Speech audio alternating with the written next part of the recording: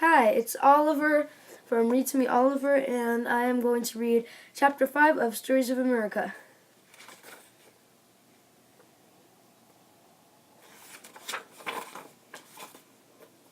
Chapter 5, The Great Civil War. I have no doubt that some of the young folks who read this book will want to hear the story of the Great War that was spoken of in the last chapter. Some of the boys will, at any rate. The girls may not care so much about the war, and I am glad of this, for I think the world would be much better off if there were no wars. Well, I suppose I shall have to tell something about it. To tell our whole story of the Civil War would take a book 5 times as large as this, so all I can do is draw a sort of simple outline map of it. A civil war, you should know, means a war without a nation, where a part of people fights against the other part. A war between two nations is called a foreign war. When our Civil War broke out, we had 33 states. We have 50 today. 11 of those states tried to leave the Union, and 22 remain. So the Union states were 2-1 against the non-Union. Also, the Union states had more than twice the people and had 10 times the wealth, so that, as you may see, the war was a one-sided affair. It was nearly all fought in the South, those people who suffered greatly for their attempts to leave the Union. Many of them lost all that they had and became very poor. There were 3 fields of regions in which this war took place. One of these was a narrow region, lying between Washington and Richmond, the 2 capital cities. But small as it was, here the greatest battles were fought. Both sides were fighting fiercely to save their capitals. The second region of the war was in the west. This was a vast region, extending from Kentucky and Missouri down to the Gulf of Mexico. Here there were many long, weary marches and much hard fighting and the great loss of life.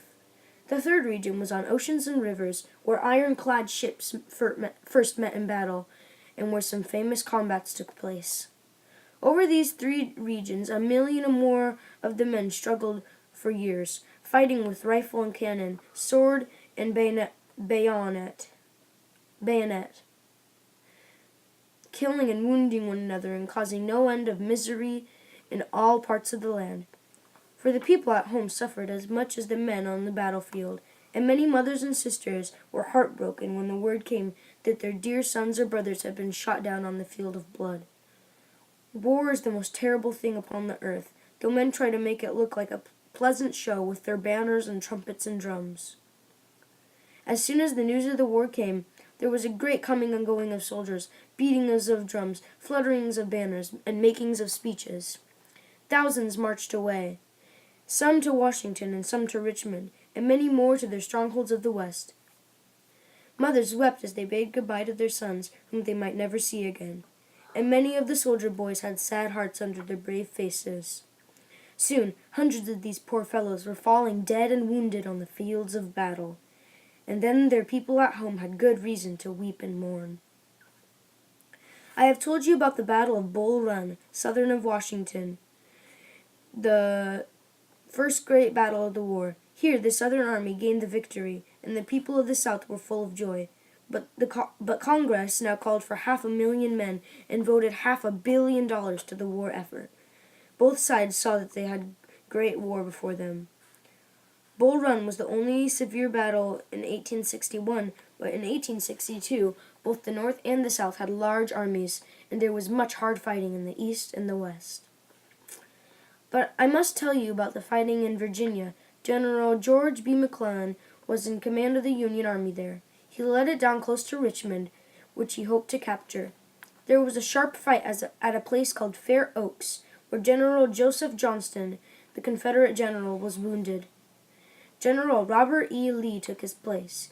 They could not have picked out a better man, for he proved himself to be one of the greatest soldiers of modern times. The Confederates had another fine general named Thomas J. Jackson. He was called Stonewall Jackson because in the Battle of Bull Run, someone had said, "Look at Jackson, there he stands like a stone wall." General Lee and Stonewall Jackson were not the men to keep quiet. In a short time they drove away McClellan after a hard fight lasting a whole week, and then made a sudden march to the north. Here was another Union army on the old battlefield of Bull Run. A dreadful battle followed. Men fell by thousands. In the end, the Union Army was defeated and forced back to Washington. General Lee knew that he could not take Washington, so he marched away north, waded his men across the Potomac River, and entered the state of Maryland. This was a slave state, and he hoped many of the people would join his army. But the farmers of Maryland loved the Union too well for that, so General Lee got very few of them in his ranks. Then he went west, followed by General McClellan, at the place called Antietam.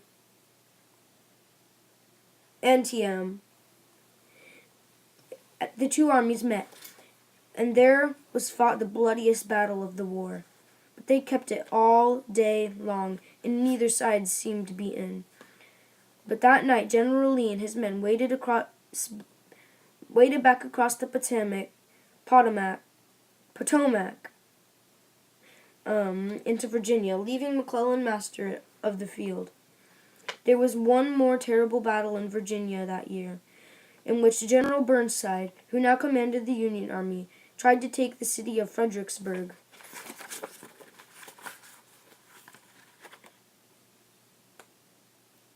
But was defeated, and his men were driven back with a dreadful loss of life. Both armies now rested until the spring of 1863, and then another desperate battle was fought. General Hooker had taken General Burnside's place, and thought he must also fight a battle, but he did not care to try Fredericksburg, as Burnside had done, so he marched up the river and crossed it into a rough and wild country known as the Wilderness. General Lee hurried to meet him, and the two armies came together at a place called Chancellorsville. They fought in the wild woods, where the trees in some places were so thick that the men could not see one another. But Stonewall Jackson marched to the left through the woods and made a sudden attack on the right wing of the Union Army.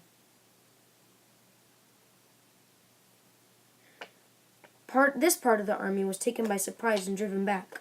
Hooker's men fought all that day and the next, but they could not recover from their surprise and loss, and in the end they had to cross the river back again. General Lee had won another great victory, but Stonewall Jackson was wounded and soon died, and Lee would rather have lost the battle than to lose this famous general. Do you not think that the North had the right to feel very much out of heart this time? The war had gone on for 2 years, and the Union Army had been defeated in all the great battles fought in Virginia. Their only victory was at Antietam in Maryland. They had been beaten at 2 battles at Bull Run, the 7 days fight at Richmond, and the battles of Fredericksburg and Chancellorsville, while the Battle of Antietam had been won with the great loss of life. But there was soon to be a victory that would make up for more than one defeat. Shortly after the fight at Chancellorsville, General Lee broke camp and marched north with the greatest speed. The Union Army followed as fast as it could march, for there was danger of Baltimore and even Philadelphia of being taken. Both armies kept on until they reached the town of Gettysburg in western Pennsylvania. Here was fought the greatest battle of the war.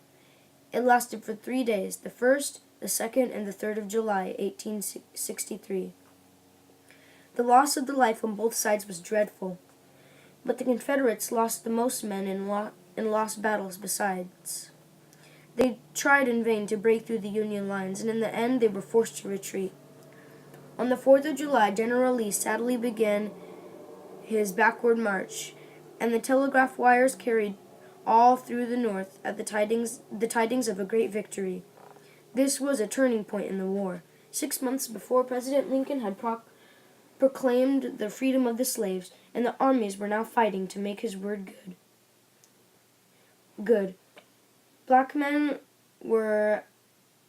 after this were taken into the ranks, that they might fight for their own liberty. I wish to say just here that the people of the North bore the defeats in Virginia better than you would think. They had good reason to, for while they had been losing the battles in the East, they had been winning the battles in the West. So one helped to make up for the other. If you will follow me now to the west, we will see what was taking place there. The north did not have to change its generals as often as the west as in the east, for it soon got a good one, whom was wise enough to hold on to. This was General Ulysses S. Grant, one of the greatest generals of the world history. General Ulysses S. Grant, one of the greatest generals of the world's history. Grant was only a captain at first. Then he was made a colonel. Colonel. It's pronounced colonel. Trust me. Colonel? Yes. Keep going.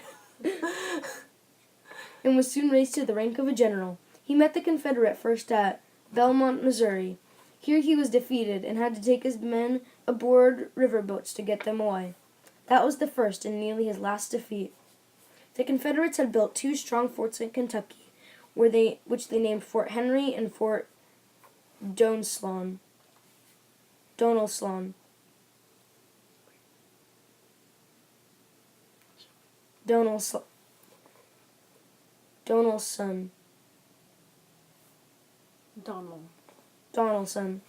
General Grant marched against them with an army, and Commodore Foote steamed against them with a fleet of ironclad steamboats. Fort Henry was taken by the fleet before Grant could get to it. Then he was marched across country to Fort Donelson.